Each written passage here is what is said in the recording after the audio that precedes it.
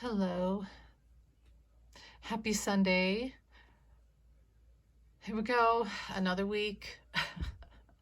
Another looming indictment, probably somewhere. People are saying, what do they say? What state? Michigan, is it? Or is it Arizona? Because he had the false electors down there. He, 45, which I'm really sick of talking about him. um, that whole, let me talk about that. It probably is Arizona. Arizona is coming up, the false electors, and from what I've heard, there's irrefutable proof that they knew it was a scheme brought on by him. As usual, he's the common denominator because the narcissist in him could not lose the election. He just couldn't face it. And they literally texted each other back and forth the words false elector scheme. And then someone wised up and said, hey, maybe it's not so good to say false elector scheme. We should say alternate electors. So they knew what they were doing was wrong. They knew it, and he knew it. All of this, it leads back to him. He knew, they knew. So tomorrow, so that's looming. There is another indictment looming. I don't think it's going to be this week, but you never know. It could happen. It's probably going to be more in September, I would think, and probably like the 23rd of September or something like that, 14th or 23rd. It's just, he did all this stuff, and when you do all these things, each one is a count. So it's crazy. Okay, so he had his arraignment. It was crazy, but it was actually really subdued, and it was strange. Like even the weather looked strange down there. Very sort of gloomy, dark, hazy, gray. And what you would think it would look like when you would go to prison. And he went in there and they did all the stuff they do. The only thing that didn't happen is he didn't have to spend any time in a jail cell. Now, the one guy that's not Caucasian, out of the 18 co-conspirators, he's still in jail. Isn't that interesting? And 45 is not bailing him out. I feel that's really sad. When I saw that, I literally felt sad. And yeah, the guy did the crime, but he did it under the order and direction of, as Michael Cohen says, 45. And 45 is not bailing him out. He used him, and now he's stuck in jail. Now 45 and Giuliani went and got their 10% bond, which is almost like, I guess it's a way, it's like a down, I was saying the other day, I don't know if I ever posted this video, but it's like having a layaway at Kmart. You would pick out what you wanted, and if you couldn't pay for it that day, you would put 10% on layaway, and when you paid the whole thing off, probably interest added, you would get your stuff. I did that once, long time ago. And I decided that if I couldn't have it that day, I didn't really want it, so I'd either just not have it or I'd, pay for it that day. But see, I feel like them going to get a bond was a way for them. I don't know, what is that? It's not normal. I feel that it's normal for a quote unquote billionaire and the former mayor of New York to have to go get bonds and partial. I don't know of such things. But the whole thing looked sus, and it made me wonder about if they're ever going to pay the full amount. That's the thing. I think it was a partial bond, and they're not paying the full amount. As you know, 45 doesn't pay people, and he's never paid E. Jean Carroll the money he owes her. He hasn't paid that money that he and Alina Habba owe for their frivolous lawsuits. The judge charged them both like $1 million. He hasn't paid that. He doesn't pay. And then when I saw the thing about him selling Mar-a-Lago to Don Jr., I thought, well, obviously he's diverting the ownership, so now he can't be considered in a certain net, bracket of equity. I mean, most rich people don't have actual money. They have equity. They have real estate, businesses, whatever. things that can be revoked, but they don't actually have cash. So when someone walks around and says, I'm a millionaire, well, they bought a house. It's kind of like if you ever played the game Life, there's that board game, and you'd get your little car and you'd get your job, and then you drive around and get hit with good or bad, taxes or what have you. Oh, you had a kid, you had another kid. They actually would give you money, the opposite of what happens. You get money.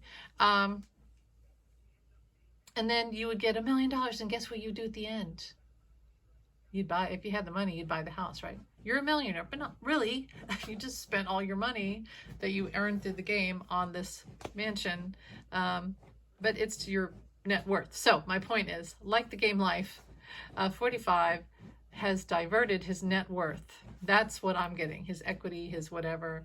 So he can't be charged a certain amount for things like these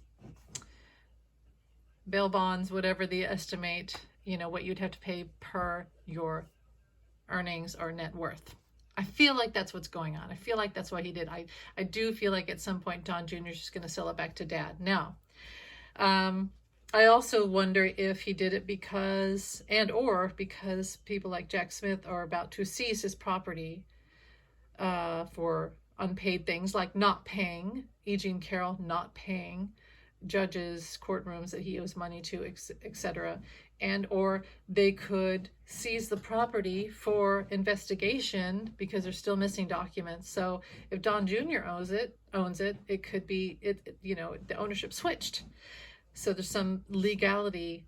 There's something like that going on. But I feel like it's the first thing, that he doesn't want to be known to have a certain net worth. So now he's a whole bunch poorer, right? Because he doesn't own Mar-a-Lago anymore. So he's that much poorer. Now, and then I thought, and like I said, I don't know of such things, but so I'm really speaking from intuition here and just whatever spidey sense I have. It makes me think that none of these people, none of them have actual money or actual cash. They just do favors and switch assets and underhanded money, whatever. And that even made me think about like the bail bonds, if there was like secretive crap going on with that, if they had made some deal and they're not actually going to have to pay any of that. It just got, this underhanded deal. 45 can't stop criming. And he, remember the day, Thursday in the morning, he switched his lawyer for, like a coach mid baseball game would say, I'm taking out my best pitcher and I'm putting in Joe. Joe's good enough, but I'm taking out my best pitcher. Why? Because maybe he's afraid his best pitcher is going to get hurt or too tired, for the final inning or for tomorrow's game, which is a better, more important game. He decides when and where to take out certain lawyers. And he took out his head lawyer for this case in Georgia, and he put in a Georgia-based lawyer who knows all the ins and outs and the loopholes and could negotiate. I felt like he wanted his mugshot picture negotiated out. My dog is scratching the carpet. He's like nesting under the chair. He's warming it up. So something like that. That's why he got rid of that lawyer, and then he'll switch out that lawyer again at some point. But he wanted someone who was in the know of Georgia law and how to negotiate him from bonds and jails. He very well may have had to stay in jail if he hadn't have done this, had this new lawyer come in. But I think a lot of it was for that the mugshot picture. Now the mugshot, as I said, I can't post it, and I'm starting to get desensitized to it finally, of it being all over the internet and TV. Like I had it up on TV that whole night. I had to turn off the TV because I've seen that look. I had a father who had that look, and my ex, and this is all for entertainment purposes only. I would get that look quite often for things I had done that were, Anyway, it's a frightening look. So like, yeah, if you raise your voice at all or you suggest something that they don't like, you get that look, which I call the narcissistic glare. It's the glare that you might get for half an hour, It's the glare you might get for a split second before they cover it. Um, it's not fun. I see a glare like that, and I see Jeffrey Dahmer. I hear the words Jeffrey Dahmer or Scott Peterson. So when people say, oh, he's just trying to look like he's a rebel and he's this, I don't see that. I see the really, really bad guy in there. And then you see him later and he looks more innocent and you think, well, he put the mask back on. I don't like that picture and I don't celebrate it and I don't really laugh about it. I don't want to post it. I just really wish this guy would finally go to jail and then we wouldn't have to see or hear from him anymore. And I don't feel that way about most people on earth. But in particular, 45 is really, really, really got nasty energy. But you know how it is? Here's the energy too. You know how when somebody does a crime and they are prosecuted and they are put in jail, they're the perpetrator, or this guy killed this person, or this guy raped this lady, and they show their picture, or like the school shooter or what have you, and they show their picture on TV, and like on the nightly news, right? And they show their picture for like a full 5 seconds or more, and it gets closer and they zoom in, and you're like, why do I want to see into this person's eyes of their dead soul and their evil, their hatred and their violence? And why are we supposed to be subjected to? I don't like that. I'm not a Pollyanna, but I just think that it's like decaying us every time we have to look into someone's decayed soul, and I don't want that. So, unfortunately, they're all thinking he's Jesse James, and it is like Jesse James, and they're all outing themselves, MTG and the others. She even made a mugshot of herself. Well, go ahead, show who you really are. I mean, she looks like she's from that era of Jesse James, and they're, sort of that face of those old gelatin prints. I wrote a story about old photography once where they had to use a silver oxide with gelatin, and that's how they would do those long and the big flash, so people would look washed out, and also they had their sun-baked faces and their eyes are whited out from the sunlight, and that's what MTG she looks like, and 45, and there's so many other things we could look at in the world that are beautiful and happy. So I can't look at it. I don't want to post it. Anything else? What's going on? Okay, there's a case tomorrow with Fani Willis, and people are turning because they got a little taste of what it's like to go to jail almost and be processed, and I think that really woke them up. Not all of them, because again, we're with these Jesse James-ish people who are hardcore till you die, till the shootout, for entertainment purposes only, but some finally got a taste of it woke them up. It woke them up out of the cult mentality, the mind fudgery, and thinking of that guy that's still in jail. I mean, it's just awful. Who's the guy? The maintenance guy. He got his own lawyer, and magically he's starting to admit the truth, just like Cassidy Hutchinson did when she got her own lawyer, not one of 45's lawyers. So she was able to speak freely. Well, this happened to this guy, Oliveris, I think his name is. He was the maintenance worker, and he knows stuff, about how they erase tapes, and 45. I just read this. That's why. I was wondering why he put that post. He did a post where he talked about how I didn't delete or move any files. Yes, you did. And now he's got the guy right there who was there. And there's probably tapes, folks, of him asking this guy to do this, to delete the tapes, flood the room with the server. Actually, probably move the server, but flood it, whatever. Probably got rid of it. It's probably in a ship out there in the Atlantic, the Gulf or whatever. So, okay, the guy flipped. And then Woodward, the other lawyer, is saying, I'm insulted, so I'm going to go, and I'm scared, and I'm not ready to flip. I still have one of 45's lawyers, so I can't flip. And he might be one of those till the shootout guys that won't flip until the end, till he gives his own life. And he has gone straight to their little helper. Eileen Cannon so she could fix it all up because he's scared. This may be what gets her. You know, I saw that she was going to be taken. What was going to get her out was all her little mistakes, whether they're mistakes on purpose or mistakes, you know, like, oh, whoops, I dropped the banana peel and you fell and hit your head. Whoops, I didn't mean to do that. There's some mistakes that she makes that she does that are true mistakes and others that look like mistakes, but she did them on purpose. There's a reason why she's there. I still feel like she was put there on purpose. It wasn't a lucky draw or unlucky. It was done on purpose. It was all rigged for entertainment purposes only. But little things like this are what are going to get her out. Now, as you know, Jack Smith, he's on it.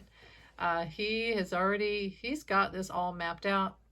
So all these little things that happen, again, he's worked with these mob boss people. He knows how they work, so he's ready for it. He's already got his little templates of replies and orders and appeals and what have you. They can do whatever they want. There's nothing they can do, no appeal they can make, nothing that Eileen Cannon can do that he's not already looked forward to and written something up for. He's planned ahead. And the same thing with Fani Willis. This is why she will get this done. And she said in March. Now maybe it would be May, a month later, but it's not going to be much later. She has this all worked out to the very courtroom each co-defendant will be tried in. She's not leaving crumbs. She's not leaving crumbs. So anything this week? Well, we could hear about Arizona this week. Very well. And why do I have to talk about this? I don't have to. I'm so sick of 45, aren't you? I'm sick of talking about him, but still having to deal with this guy. You know, he's our alter ego. He really is. He's the worst of all of us put together. So, yeah. I feel we will hear about Arizona. I feel there will be some people who are going to turn on 45 starting tomorrow, and it's going to start to get pretty heavy. And his posts are going to get I heard whiny. They're going to get insane because the closer the little dogs are coming to his heels and nipping at his heels of truth, the dogs of truth, he's going to, write these big loud posts with the, exclamation marks and the all caps are stuck and all that. And he's going to betray himself because every time he does that, he spills the truth. And Jack Smith is waiting with a little pen and pad of paper, and he writes it all down. And Fani too. And Chutkin. Now, Chutkin's been real quiet, but she's ready. She's speeding up this trial. Each little thing he does, she's speeding it up. To be honest, she wants to get this done anyway. And so he's just helping her speed it up. And I think that's about it. The last thing I want to say was how shameful it is that 45, they said he had the fastest arraignment ever at the the jail. Well, again, that's because he had it negotiated and with his Georgia lawyer that he threw in at the last inning. It's sad, but we do know this is how he works, and so we're not surprised. And the other thing is, his entourage, and then here's things that we can't control him, right? To a point, to the law that we voted for and pay for with our tax money, and our soldiers have died for in wars, or law is doing what we can. This is what we can control: the law over him, holding him accountable.